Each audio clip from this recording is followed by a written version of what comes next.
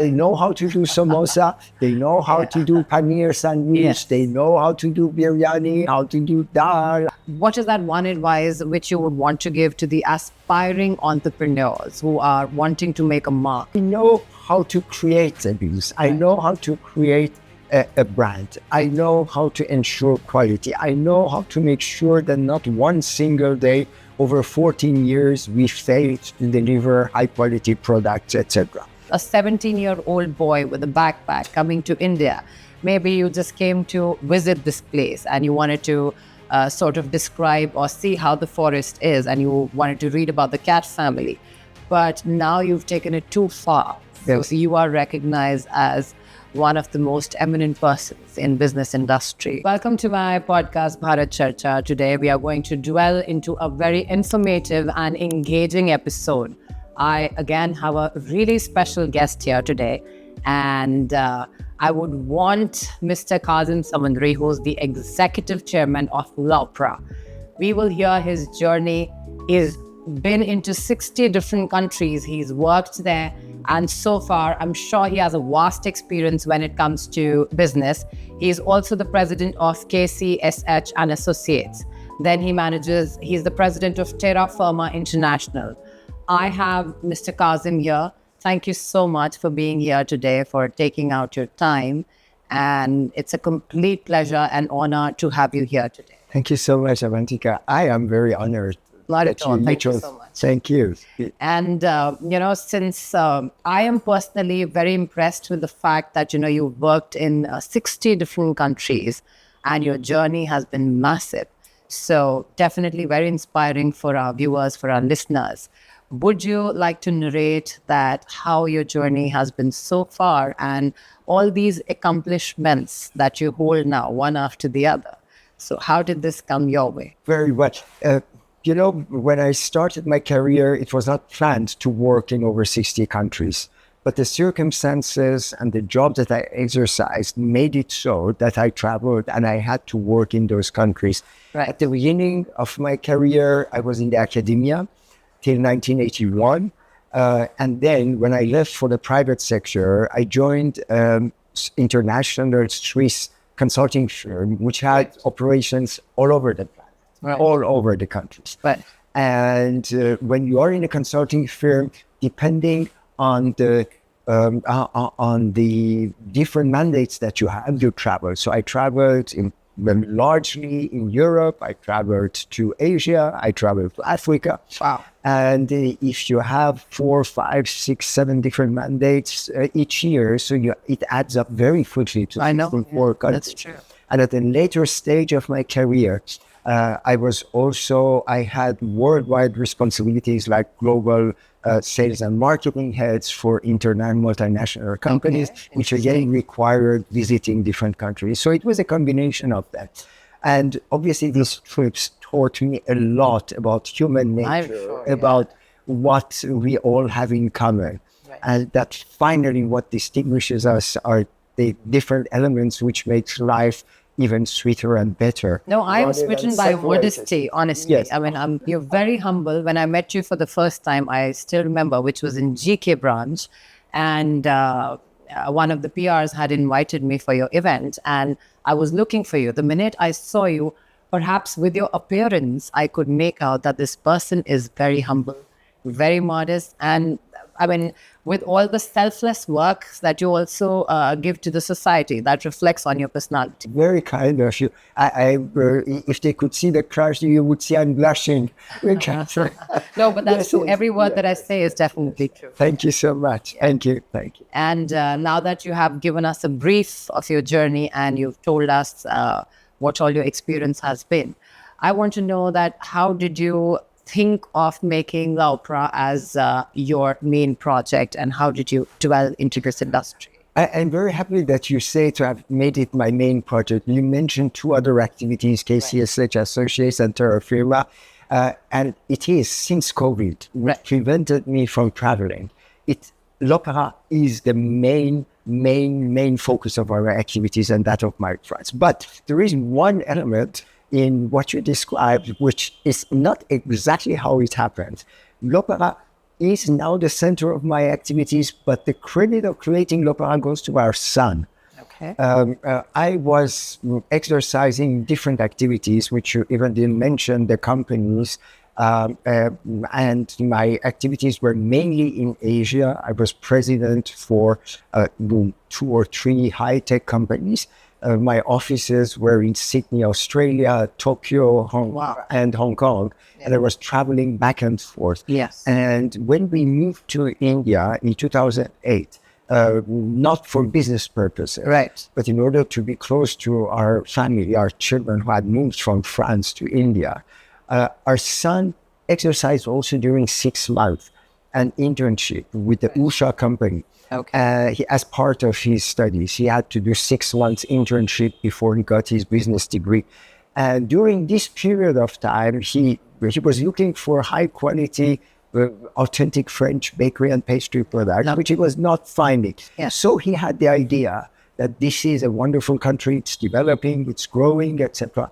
And why don't we create something, an activity, an enterprise that can last for generations in the field of bakery and pastry? So the combination of 2 things, the idea of our son, and for once, it's not the children who are following their parents, it is the parents who support and follow their children.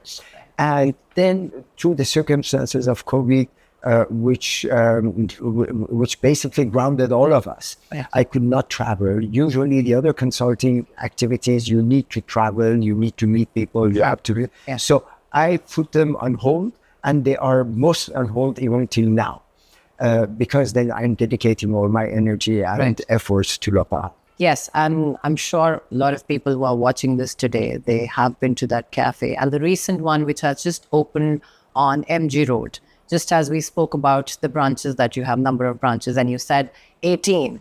And maybe this year, we are assuming that there'll be 8 to 9 more branches. And how does that calculation come together that within this year, we need to open 7, 8 more, or this is the number that we have? And is every branch doing equally well? Let me start by answering the last question first. Right. No, not each branch does the same performance as the other ones. For example, our Cannes Market branch is a class of its own. It was our first and our flagship shop outlet, and it is doing marvelously well because of situation, because of notoriety, etc. Right. So that's one thing. Now, coming another thing. Since you went to, you visited MG Road, Yes. we opened another one.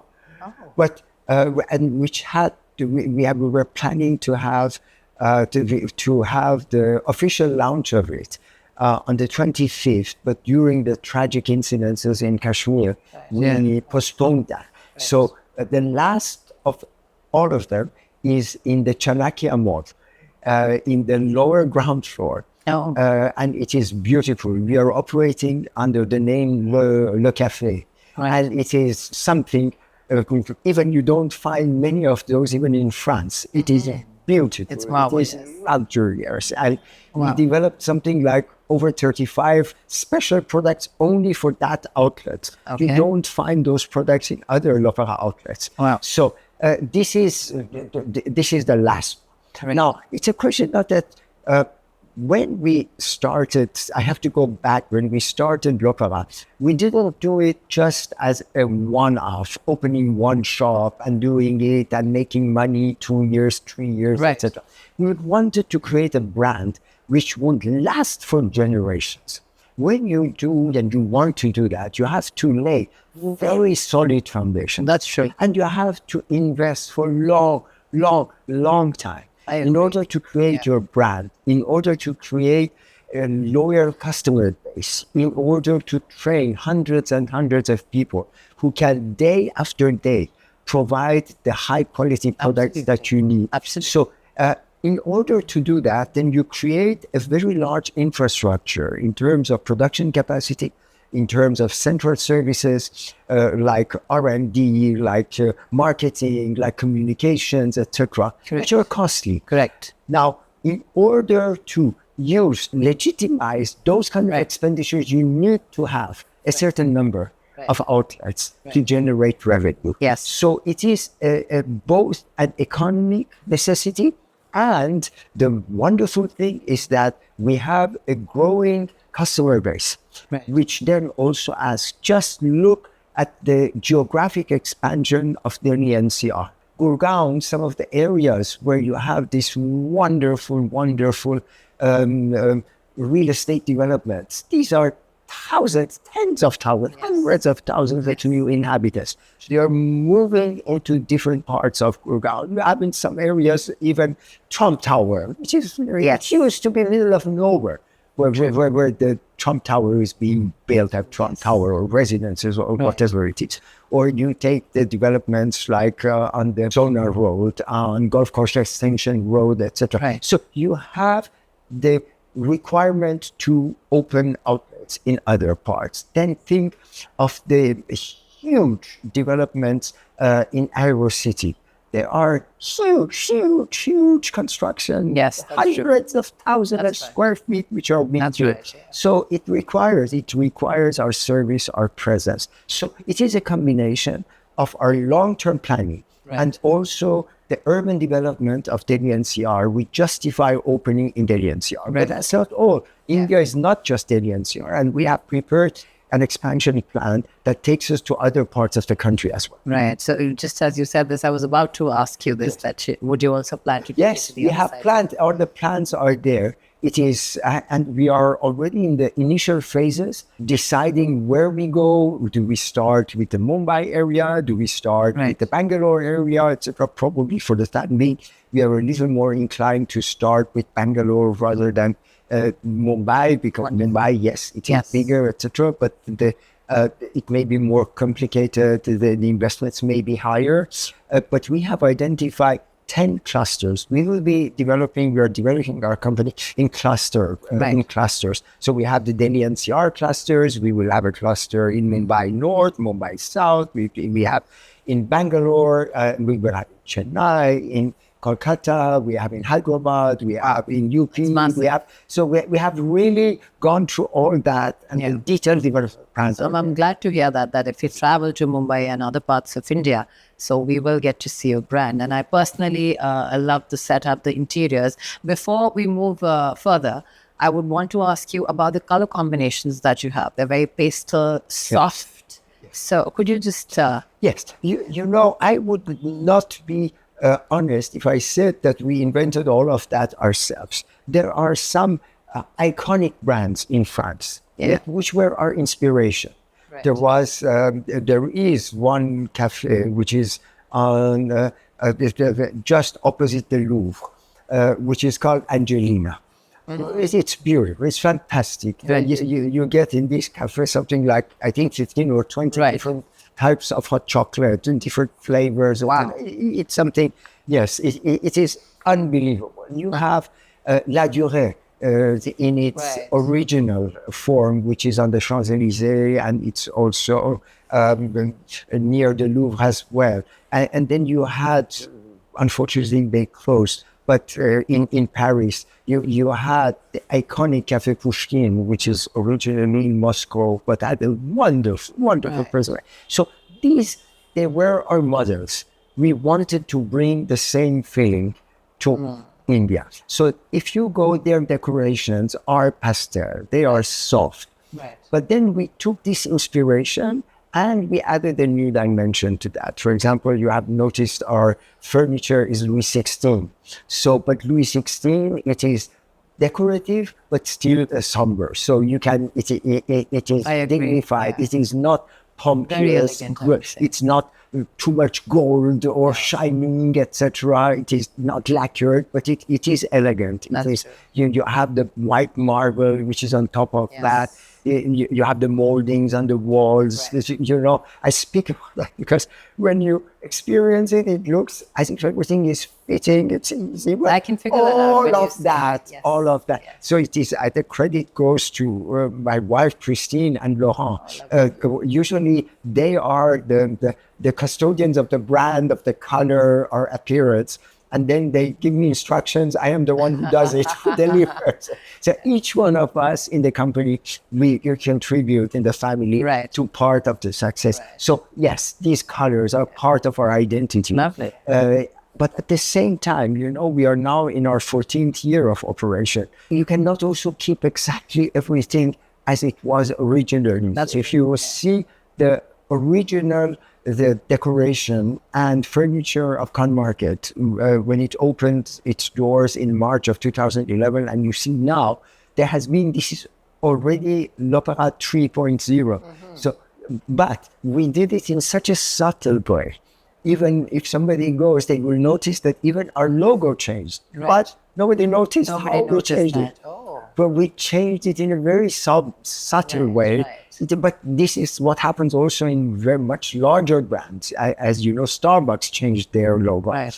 Coca-Cola changed without even we noticing that they had done that. So you have the same feeling, but you modernize it. So you have to do that. With the passage of time, we have to grow with the sensibilities of Exactly. So yes, we wanted to bring the feeling of Paris and France, its colors, experience, to the extent possible. I don't want to say we achieved everything, even if we wanted, because it's tough, it's difficult, particularly if you want to transpose the feeling that you have in Paris into Delhi, India. It's not always easy. It's not always easy.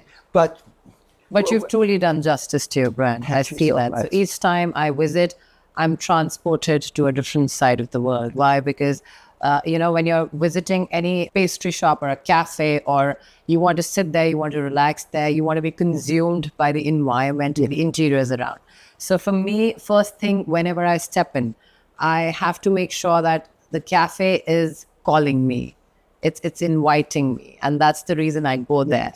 So your brand, definitely, I resonate with the interiors. When I step in, it transports me to a different world. So I can definitely say, you've really worked hard towards bringing up the logo, bringing up the color combinations, and how hard you're working to expand it. Definitely reflects. I may just say one sentence. Yes. It complements what you said, because now, as we all know, there is this culture of deliveries.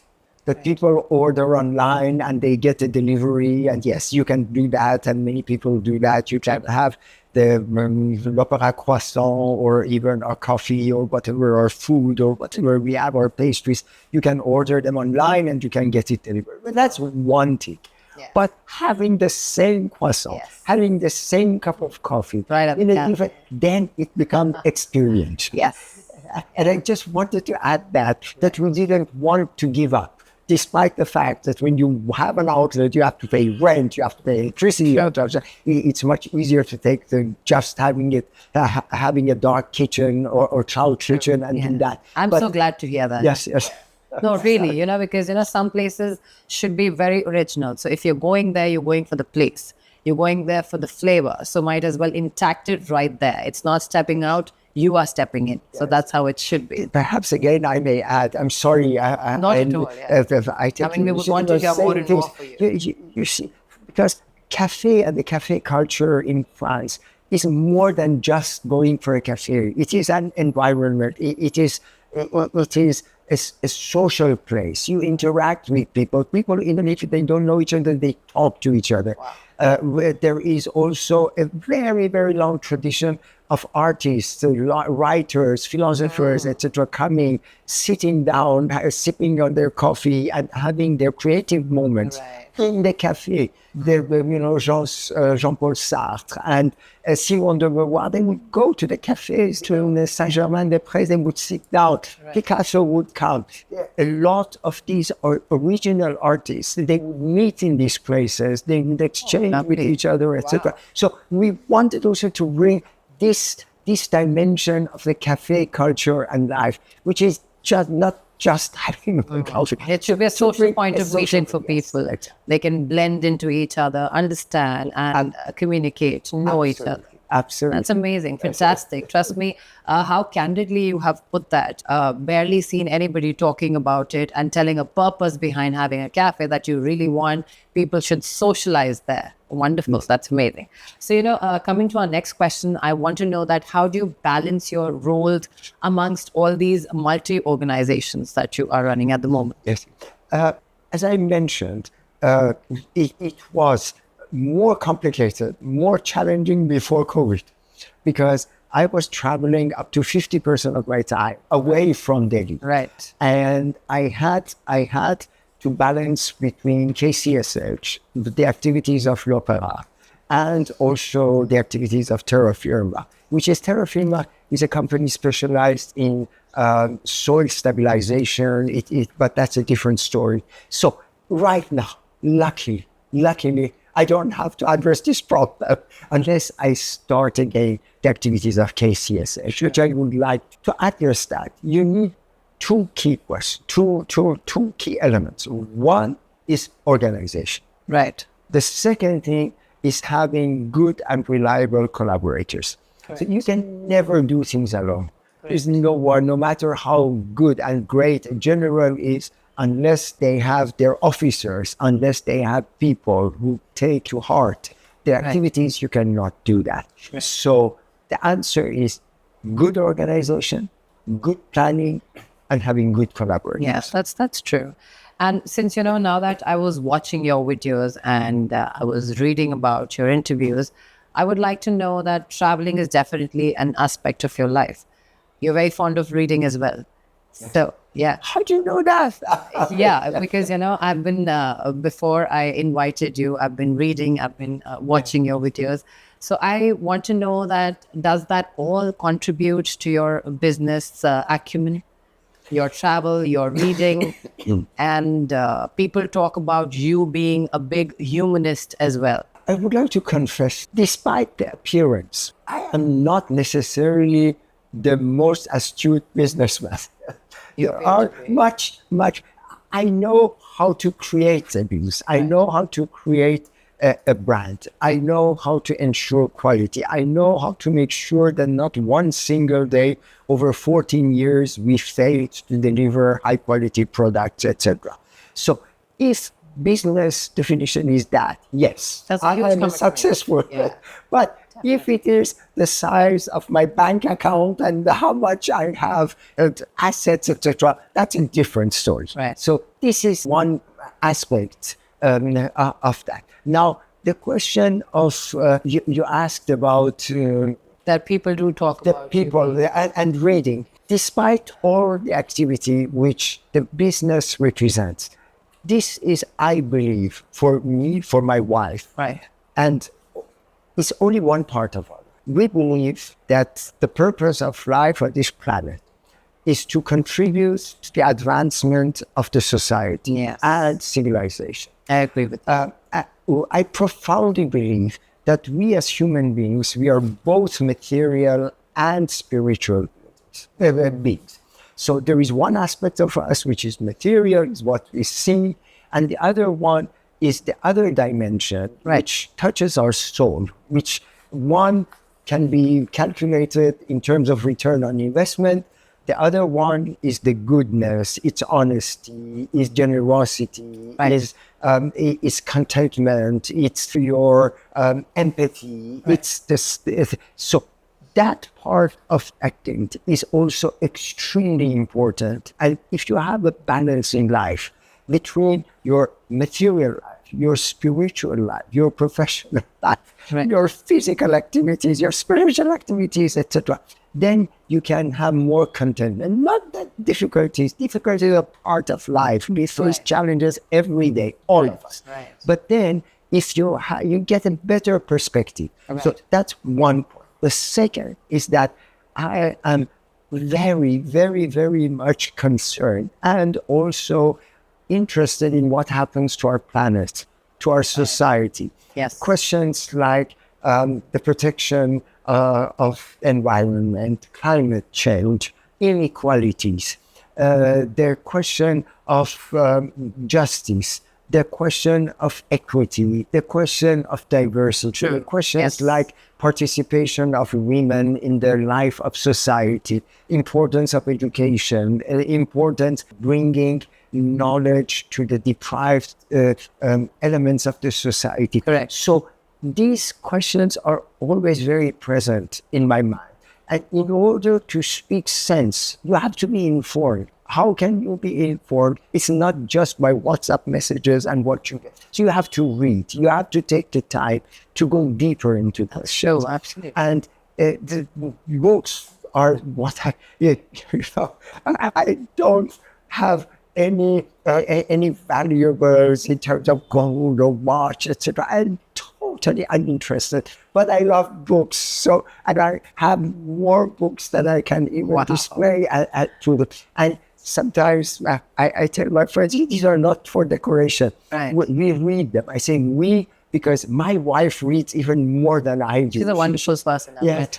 She reads more. And you have wisdom. You can learn from the experience of other people. Right. So it is that dimension also that brings meaning to life, and it gives you satisfaction. I don't know if I answered your question. No, that's absolutely great. While I was listening to you and your dialogue delivery, in fact, I missed what I had to ask you as next question because I'm so much engrossed in what you're saying. It's absolutely true. And this is more like, telling the world that there is something beyond accumulating all the worldly things that we do. There's another side which is called sustainability, which is climate change, which are other things that you just described. And as humans, it's our responsibility to. If I may illustrate that point, because I am happy that you mentioned this word. I really am humbled by the examples of other people. Yesterday, my wife and I, we visited, these are the last days of the exhibition of Nicholas Roerich. He was a Russian painter who loved India, who spent 20 years, and he passed away in Himachal Pradesh. Yes. It's wonderful. Last 3-4 days of his exhibition at the Gallery of Modern Art, etc. When you see he has painted 5,000 to 7,000 paintings, you're humble, you're nothing. Yeah. He was at one point of time contributing in India to 16 different publications, writings, and he was, again, just to say, if you see people who have done this marvelous thing, you become humble. That's true. Because you have to. Now, there's another dimension also as business is concerned, is that I am invited from time to time to speak to students at universities, share my experience. And I tell them, it is because this is related to the question of of business and material success, etc. In India, I don't want to give the negative examples here or elsewhere in the world, but for me, one of the examples is a doctor. Not many people even know him in India. His name is Dr. Devi Shetty. I don't know if you have heard. He is a heart surgeon. Right. He lives in Bangalore. Okay. And when he started the beginning of his career, he had in mind, how can I bring heart valve replacement, make it affordable for people? This procedure in Europe and in the United States, in Cleveland Clinic in Ohio, it costs $110,000 each procedure. Imagine India, $110,000. Right. Yeah. So he developed a technique to do the same thing with something like $860, $110,000. Now, Devi Shetty, if you go and you Google his name, you will see his net worth is $20 billion. God bless him. Hopefully it becomes 10 times more. Yeah. But he himself has performed 10,000 procedures. One man. You see, I would like our young people to be inspired by Devi Shetty. They become billionaires. Wow, wonderful. But look how many lives he has saved. He's saved. What an example he has set. Yeah. So this is what I say, that we bring this extra dimension of our activities, that it has a purpose in life. I could give you also, but it's not appropriate to give negative examples here and abroad. People who didn't do it like that, the same way. I must have met them too. So far it has been a very insightful episode, and the points that you have put are really I'm sure people will attach to the sentiment that you share, that we must take care of the world, we must take care of the climate, we must take care of sustainability factor. And now that I'm sure people are viewing, they'll view you, they'll watch you. What is that one advice which you would want to give to the aspiring entrepreneurs who are wanting to make a mark in this diverse industry that you already are part of? I would tell them to have first a vision. That's first. To know what they want to achieve. They have to have an objective. And I sincerely advise them not to put becoming rich as their object. There are other ways. If they want to, you mentioned about in our industry. In our industry, it's all about service. It's bringing joy to people. It's bringing happiness to people. Yes. It's bringing an experience to people. It's bringing a feeling good sentiment to people. So if you put that, first of all, as your objective, then you should not copy others. Right. Even about half a dozen, not more than half, a dozen people tried to copy us. Well, some of them are still there. Most of them disappeared after some time.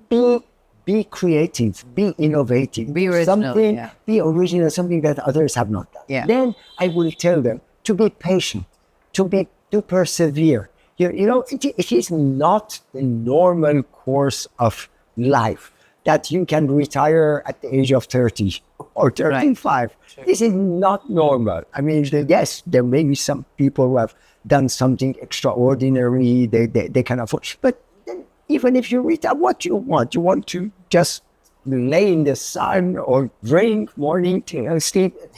So have a long-term objective. Okay. So clarity of purpose, then a sense of what you're doing. And it should, at the end, be helping the society to develop. Not. This is true not only in F&B, but it is also true in all other activities. I agree. And in India, we are I say we because we have made India our home. We are in such a lucky and fortunate position. And we read it, all of the government and the ministers are also talking about it. Opportunities are enormous, right. But don't take shortcuts. To create solid foundations that 3, 4, 5 generations down the line, people can come back to, that ancestor of ours started this activity. Yeah. Yes, that was, and then we have developed it, we have done it. And it's huge needs are available in these countries. If I were 30, 40 years younger, I would start at least 5, 6 other ventures. They are all over the place, but they need time, they need perseverance, they need commitment to quality, to your objectives, etc. Yes, that's I don't know, that very would be some of the... Yes. Thank you so much for that answer. And, through your brand, how do you ensure the authenticity of French products while you cater to the Indian market? How do you take care of that aspect? Before we started, it took us a year and a half of market study, and we did conducted with my son over 40, 50 interviews. We spoke with people. So what was very clear in our mind is that we as French, we are not going to come and make Indian products in India, because Indians, they can do them much better. Yeah. They know how to do samosa, they know how to do paneer sandwich, they know how to do biryani, how to do dal. That's true. So they know much, much, much better how to do, chicken masala, etc. Everything. So what we are doing, we are bringing products that we know how to do best. So, which limited us. And we have really fought. There are, I don't want to name brands, there are brands under the name French brands, but they are supplying Indian type of products. And they are more successful financially than we are, because for whatever reason. But that's not what we wanted. Right. We wanted to give this authenticity. Now, there is, however, one dimension that we have made a significant effort to satisfy the Indian market. And this is a significant percentage of Indians, they prefer eggless products. Yes. So here we have, although it is very difficult to have, all French pastry products without eggs. However, as Lopera, we thought that it is our duty to have also eggless products. So in the offering of Lopera, we have 50 products that are eggless. Wow. So this is as much concession that we made to the Indian requirement. Obviously, then there is another, that there may be some products which are in one particular region of France, people like it. Okay, so those products, if Indians don't like it, we don't insist. We have perhaps, every day we send about 250 different products to our outlets. 250. Wow. But we have a total of, I think if I'm not mistaken, 2,000 or 3,000 SKUs. That means there were products that we tried, but we either do them seasonally or because the customers were not familiar with them, those we discontinued them. Right. So we adapt to the Indian taste and palate in so far as we don't lose our French authenticity, Right. but also that we can say there are some products. We have a cake which is called Nutty Treat. It is really a treat. Yes. And it's eggless. Yes. Nobody would believe that it is eggless. It's very light. Yes, and we have certain products or some the breads or some of our quiches, etc. So we do them eggless, but we still have the French authenticity. Yes. Wow. When you talk about it, I have water in my mouth already because definitely I love everything about that place and the food. Yes.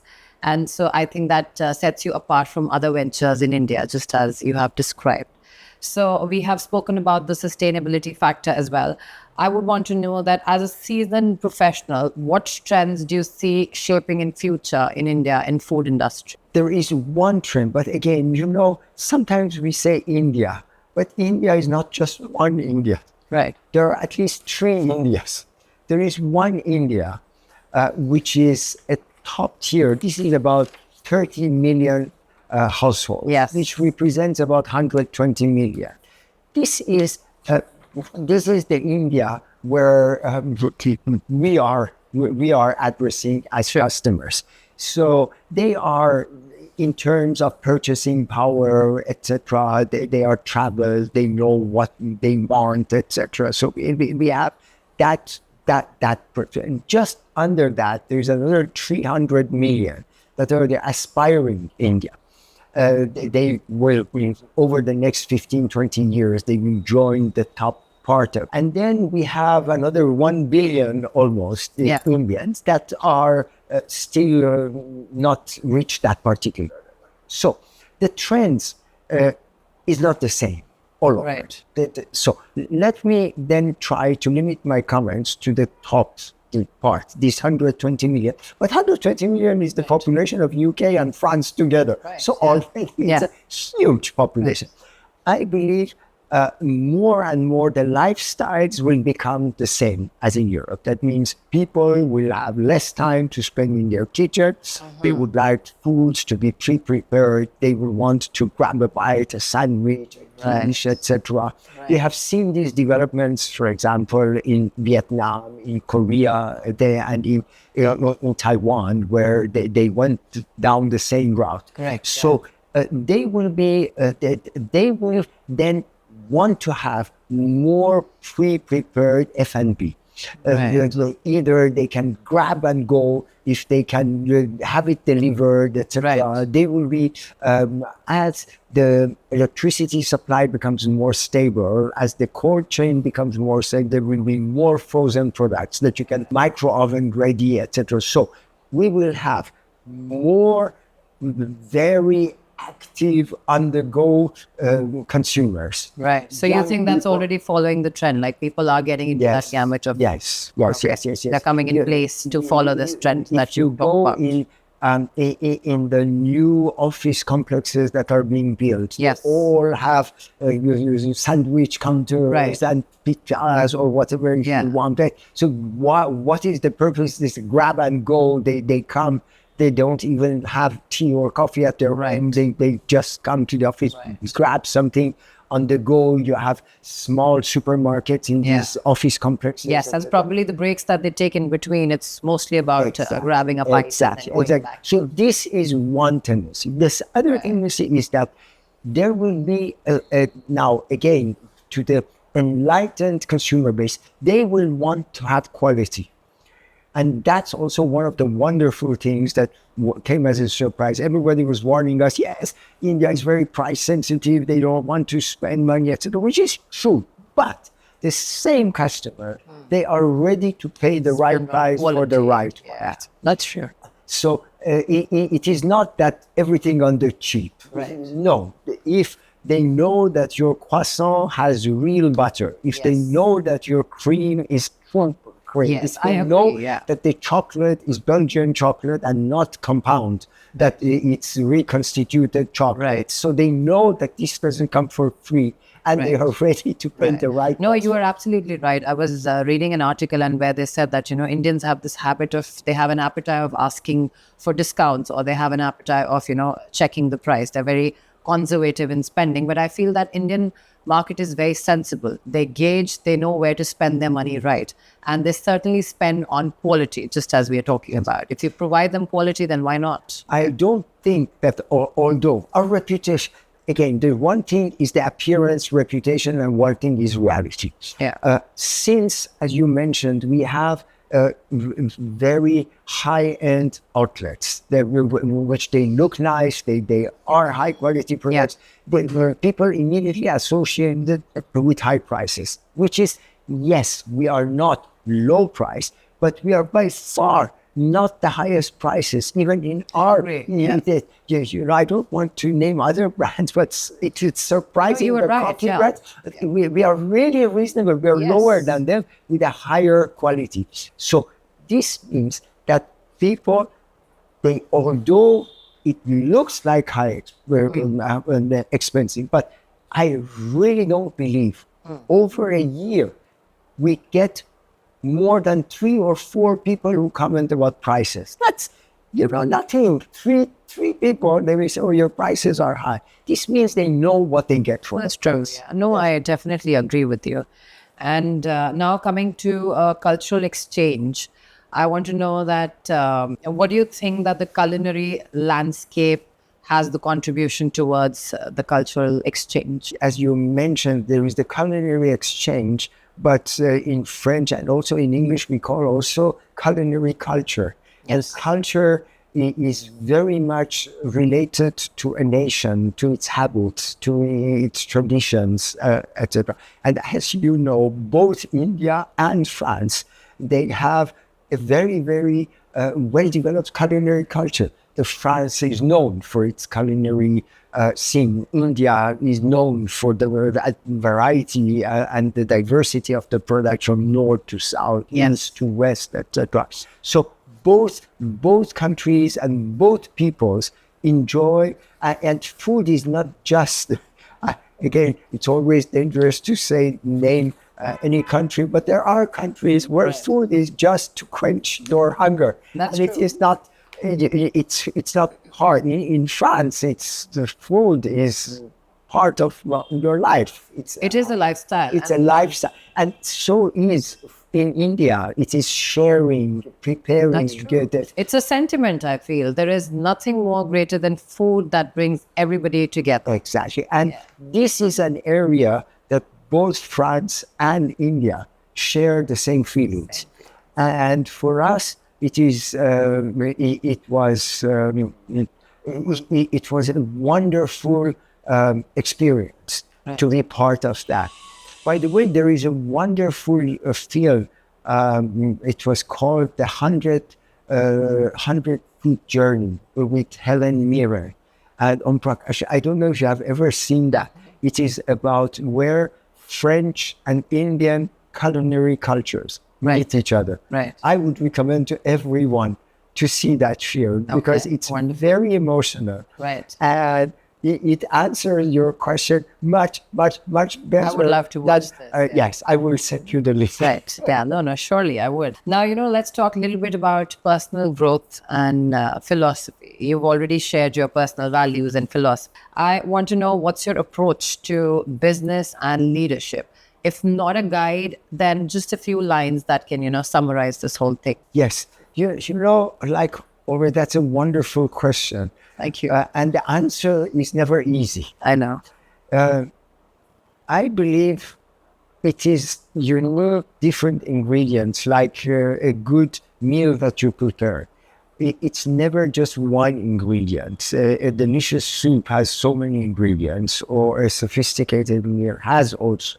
So the approach to leadership, you need to have organization. That's key. You need the organization to have a justified purpose. Right. So that's also. It has to be clearly articulated. So you have that. Right. Then you have to have your vision and your mission. Yeah. Okay. So this is the framework. Yeah. Now, when it comes to execution, I largely believe in a consultative process. What does consultative process mean? Is that, yes, you need order. Right. So in order to you have a hierarchy, you have responsibilities, etc. But no single person has the right answers to all questions. I agree with you. So now it is important that you create an environment of participative creativity. Right. That all stakeholders feel safe and willing to express their opinions and to become part of the decision making. And they can be part of the journey of this company, this enterprise. Right. Now, this is not always easy, because you have to find the right balance, that it does not lead to chaos, but at the same time is a creative process. Right. One of the most successful countries in the field of startups, which is Israel, they manage that very well. Even in the Israeli army, soldiers don't have to salute their officers. Okay. Everybody is encouraged to have initiative, no chaos. They know that there is a command structure, but everybody is invited to be creative and to contribute to the solution. It's the same thing in the companies. You sit down in the meetings, I have participated in hundreds of them. You never know who's CEO, CFO, etc., because everybody is their colleagues. But then later when the decision comes, very clear that you do it and you implement it. So coming back, I believe in participative management. Right. You want to give opportunity to everybody. You have to. Right. And that's because it's always an exchange that you bring on the platform, and you want to hear the other side also. Absolutely. If you are the one who is generating, if you are the one who has brought this idea, but you want others also to participate in your growth. Nobody can see all aspects. Even if your idea, somebody else gives you some contribution from a different perspective, then you have to have the humility to accept and change and make a better decision. Right. So should I say that this is one reason that keeps you motivated in your professional journey? Yes. Yeah, you are handling so many things, and you are an international entrepreneur. This is a tool for motivation. But I always, all my life, I loved creating something from nothing. So it is this creating something, contributing to the advancement of society. Right. That it's more motivating me. Right. And gives me the courage to wake up every morning and face the challenges. No, there is no. That's true. Solution. Yeah. No, but sure, but largely something may have motivated you, because a 17-year-old boy with a backpack coming to India, maybe you just came to visit this place and you wanted to sort of describe or see how the forest is, and you wanted to read about the cat family. But now you've taken it too far. Yes. So you are recognized as one of the most eminent persons in business industry. So there is something that keeps you going. And I'm sure people would want to hear that. I don't know about the most, one of the eminent persons, but You know, I truly say that we have made India our home, and you want to make your home a better place to live. So whatever you can contribute, you do that. Obviously, France is well, our home country, and we are also very much attached, but this is no contradiction.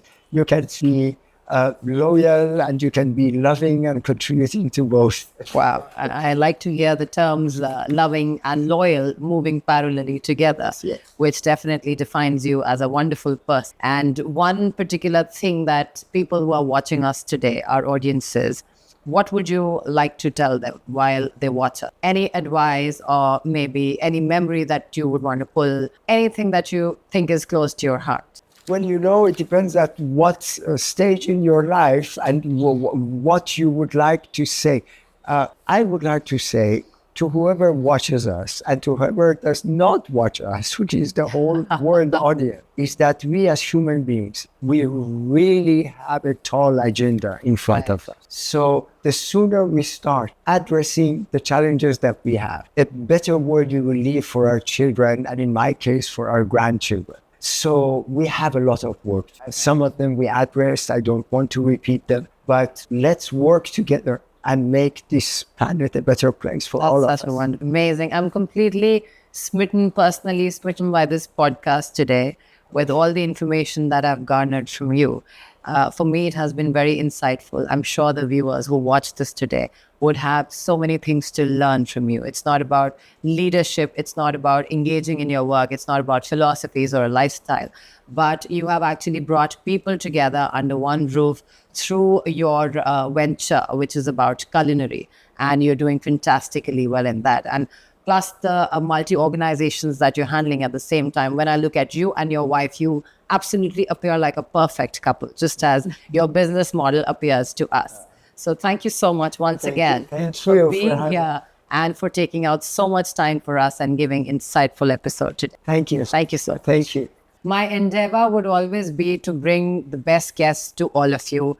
And I request you that you keep supporting us, keep loving us with the work that we are putting before you. Please do subscribe this channel, like the podcast. Let us know what is the best thing or the best effort that we can make for you to bring in more interesting podcasts, and more viewership can only grow with your support. So I would really request all my viewers to like, subscribe, follow, and keep letting us know what is the best that we can do for you. Thank you.